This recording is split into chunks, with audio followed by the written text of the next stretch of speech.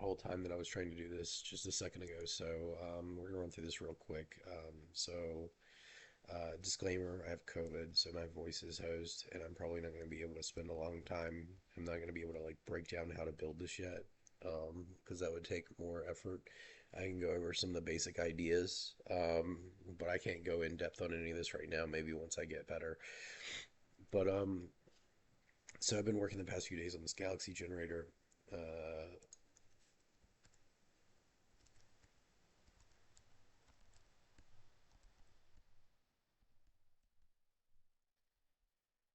it has a number of features.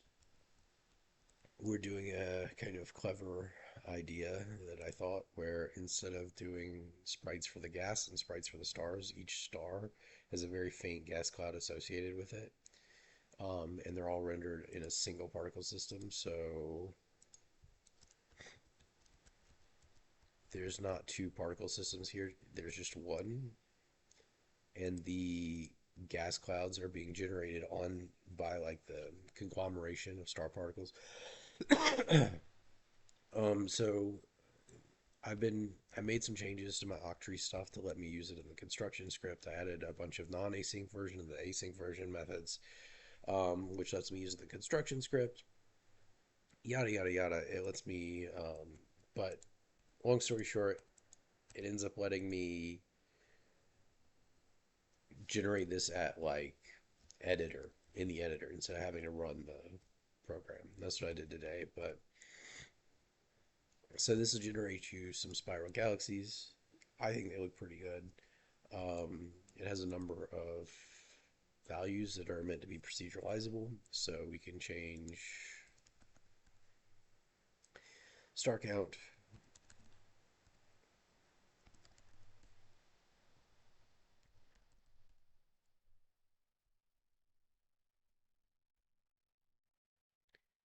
We can change the arm count. Let's get a top down.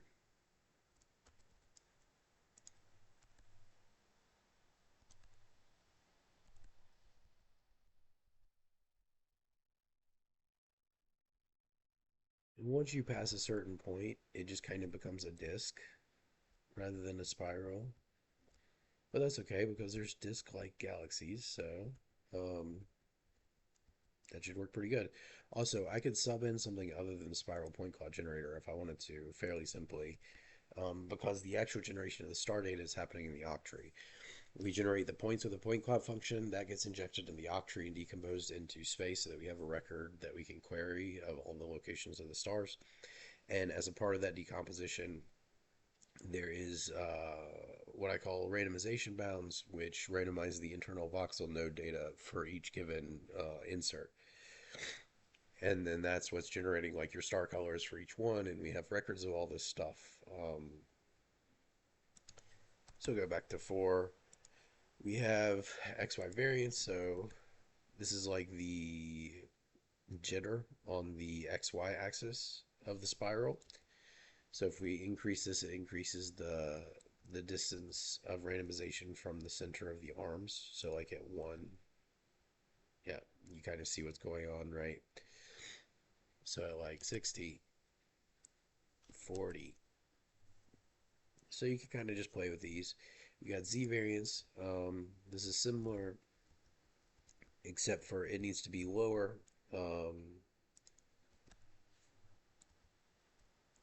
I don't think this would look super great, you know? But you could potentially use this for something like a pulsar or something. But anyway, point 2, we have fall off values for the XY variance. So this causes star. This is like the max bounds that you can randomize to, and this is like causes all the values to trend towards the center of the arms. So if I put this on like 100, it'd almost be completely random. But then if I put this on like 4, 5, 6, 4, 5, then like your outliers, you have more outliers, but you still have spirals, right? Because like you're jittering more, but you're also um, collapsing more towards the center of the arm. Oops. Let me make sure I'm not. Okay, good. I'm not on mute this time. Awesome. Talking for 15 minutes with COVID while on mute and then realizing it kind of sucks.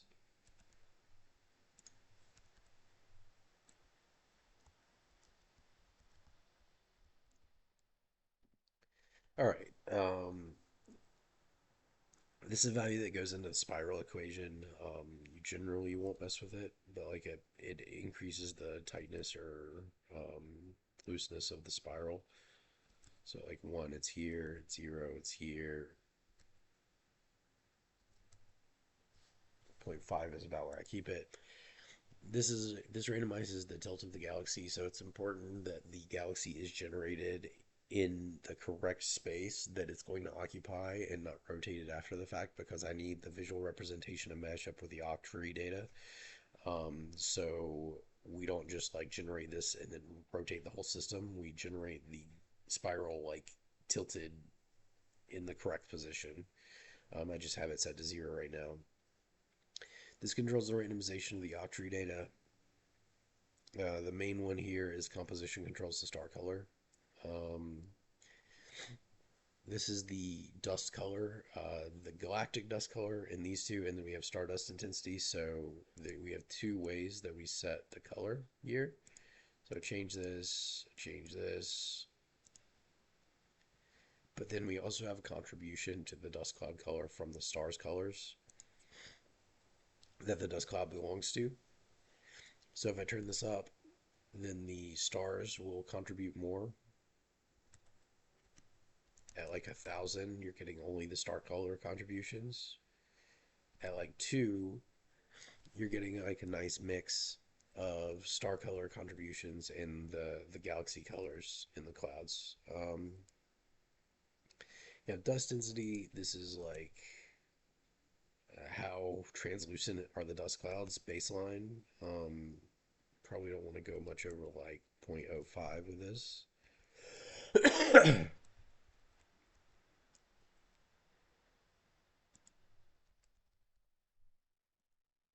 Distortion amount. How much distortion are we applying to the noise? If we do a 0, we get no distortion. We get this would be our base noise pattern, and then we get kind of these nice swirlies with a distortion layer. Looks much better, right? Distortion scale, noise scale. Actually, let's turn this to 0.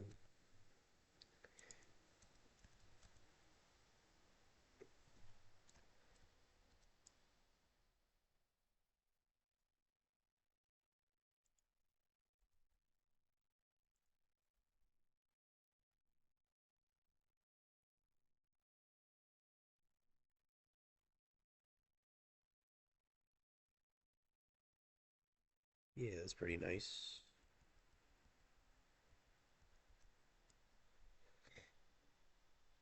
Basically, the ways that we can control the colors. This is controlling the distortion, the noise, volume noise that I'm using to control the distortion is this one. Um, and then this is the base noise used for the dust clouds. There's also one kind of thing that I had to overcome here. There's this distance scaling factor. So because we're doing the sprites where the star is a tiny percentage of the sprite and the rest is like a low density dust cloud, that means our sprites have to be very big, but it also means that we have the potential as we get far away for there not to be a single pixel to represent the spot, and then it kind of freaks out. So I added a factor where once you get a certain distance away, it will scale up to this much on the star part of the thing. So like once you're fully far away, you're getting your size multiplied by 8 in this case. And we can kind of see what it looks like if I change that. And let's go next to one of these stars, right?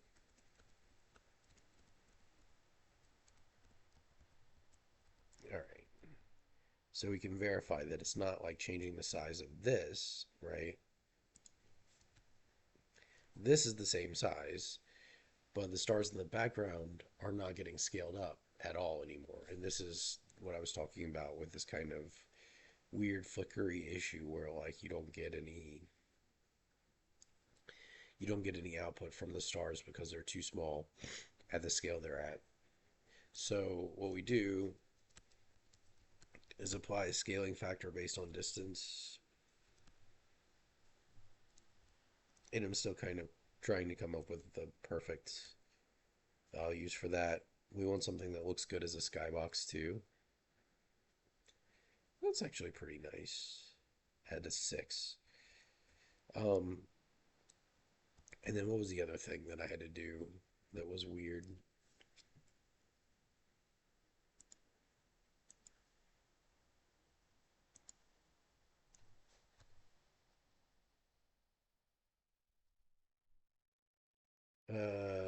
There was something else.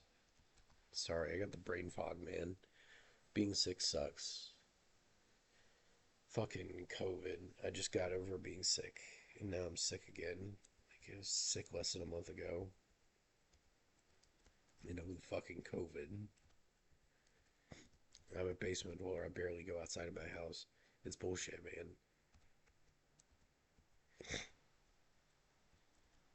Um. Oh yeah, yeah, right. So because as you reach higher concentrations of stars, you get higher concentrations of gas.